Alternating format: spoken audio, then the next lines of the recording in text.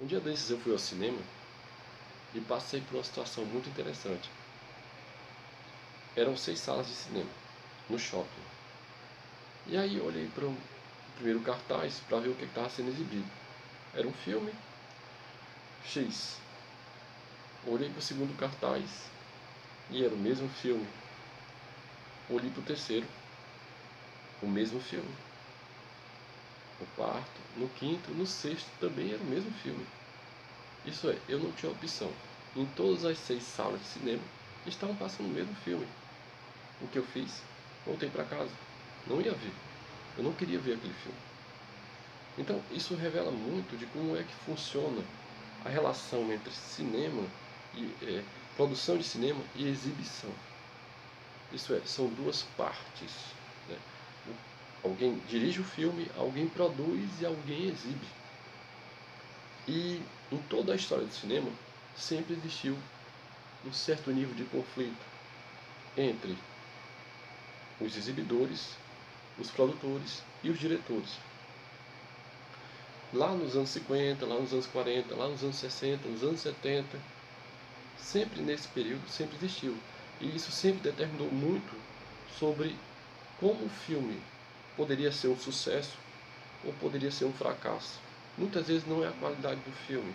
O filme pode ser espetacular, mas pode ser um grande fracasso. Um filme pode ser não ser tão bom e ser um grande sucesso. A questão é, em quantas salas de cinema esse filme vai ser exibido? Porque quanto mais salas, mais possibilidade desse filme ser um sucesso. Quanto menos salas, mais possibilidade desse filme ser um fracasso. E isso marcou muito a própria história do cinema. E por isso a importância do VHS, do Blu-ray, do streaming, como a democratização da arte cinematográfica. Isso é, que as pessoas pudessem ter acesso às obras para além das salas de cinemas, porque as salas de cinemas estavam justamente nesse nível de situação. Isso é, vedar que as pessoas pudessem ter acesso a determinados filmes e liberar para outros filmes. E é isso o tema do nosso vídeo de hoje.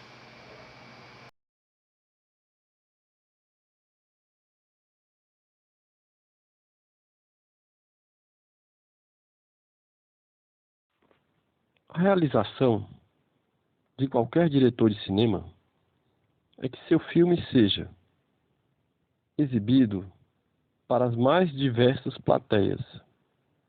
Mas no decorrer da história do cinema, esta realização sempre encontrou obstáculos, entre os quais a censura, a distribuição e a exibição. Já nos anos 40, 50 e 60, o conflito entre diretores, produtores e exibidores determinavam o sucesso ou o fracasso de um filme, ou mesmo a completa anulação de uma obra, que dificilmente atingiria o público. Este conflito incidia em uma forma de controle, manipulação e restrição. Alguns exemplos destes conflitos. O documentário de 1946, dirigido por John Huston, Let There Be Light, sobre soldados que voltaram traumatizados da Segunda Guerra Mundial. Foi proibido de ser exibido e liberado apenas em 1980. Hoje é facilmente encontrado no YouTube. Os filmes do cineasta independente Ed Wood dificilmente teriam grande visibilidade graças à grande restrição das redes de exibidores. Geralmente, as superproduções hollywoodianas eram exibidas na maioria das salas e as produções independentes tinham pouco espaço para exibição, o que resultava em pouco público e baixa arrecadação. O Outro Lado do Vento, a obra de Orson Welles, que não foi finalizada e que hoje está disponível na Netflix. Como já foi dito no vídeo anterior, nos anos 70, apesar de um certo nível de liberdade em relação aos anos 50, vários filmes sofreram censura, entre os quais Laranja Mecânica de Stanley Kubrick.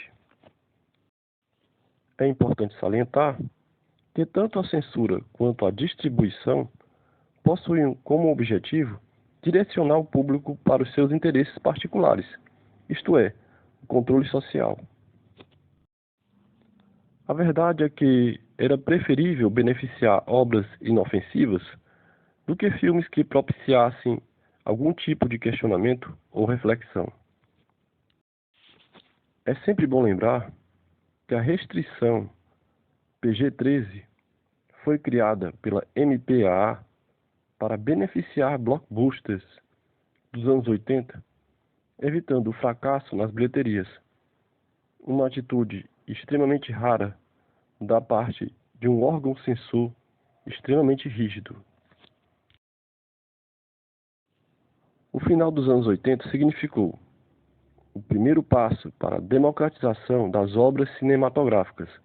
A disseminação do VHS provocou uma grande transformação no panorama exibidor. Foi assim que surgiram os filmes cult, filmes que não conseguiam ter grande visibilidade nas salas de cinema, mas conseguiam ter sucesso no VHS. Um bom exemplo é Blade Runner, de Ridley Scott.